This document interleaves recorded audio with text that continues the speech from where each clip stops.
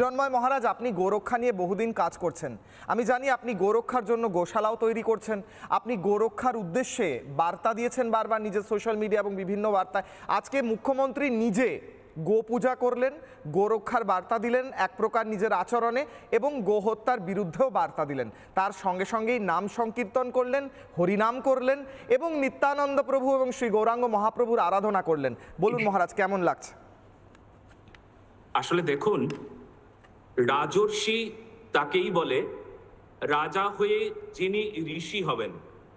আমরা আমাদের সৌভাগ্যের কথা আপনাদের সবাইকে জানাতে চাই।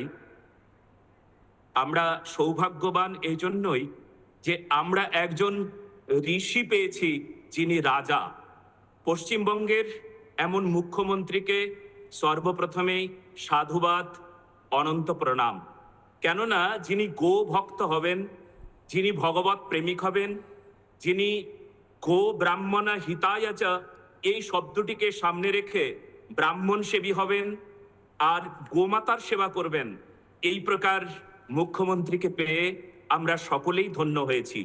আজকে আমাদের খুব গর্বের দিন, যেখানে গোহত্যা করবার জন্য সকলে একটা যে আইন 1950 সালের আইন ছিল, গোরক্ষার একটা আইন ছিল, সেটাকে এতদিন ধামা চাপা দেওয়া হয়েছিল। কেন? রাজনৈতিক কারণ। কেন?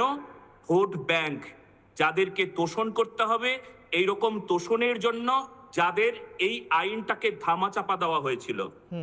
অবাধে গোহত্যা হতো, রাস্তায় যেখানে সেখানে নিরীহ গোহত্যা করা হতো। আমরা হিন্দুরা রাস্তা দিয়ে যেতে পারতাম না, চোখ বন্ধ করে রাখতাম। আর এইবার সর্বপ্রথম আমাদের রাজর্ষি, রাজা হয়েও যিনি ঋষি, আর সেই মুখ্যমন্ত্রী, তিনি সর্বপ্রথম ক্যাবিনেট মন্ত্রী বৈঠকে তিনি প্রথম ঘোষণা করেন আমাদের কথা রেখে যে অবাধে গোহত্যা হবে না।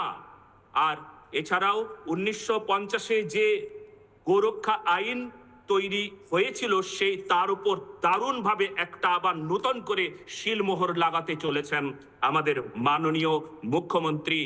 আজকে আমাদের ইতিহাসের পৃষ্ঠায় এই দিনটি স্বর্ণাক্ষরে লিখিত থাকবে।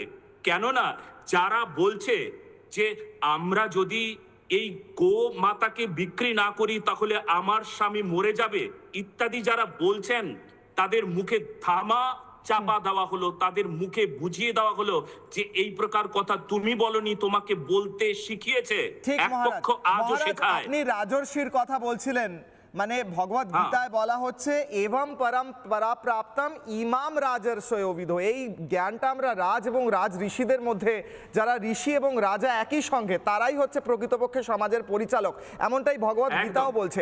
আমি আসছি মহারাজ। নানা ধরনের কন্টেন্ট দেখার জন্য লাইক করুন, শেয়ার করুন আমাদের ফেসবুক পেজ, সাবস্ক্রাইব করুন আমাদের ইউটিউব চ্যানেল। পাশাপাশি অন্যান্য ব্রেকিং নিউজের জন্য অবশ্যই চোখ রাখুন রিপাবলিক বাংলায়।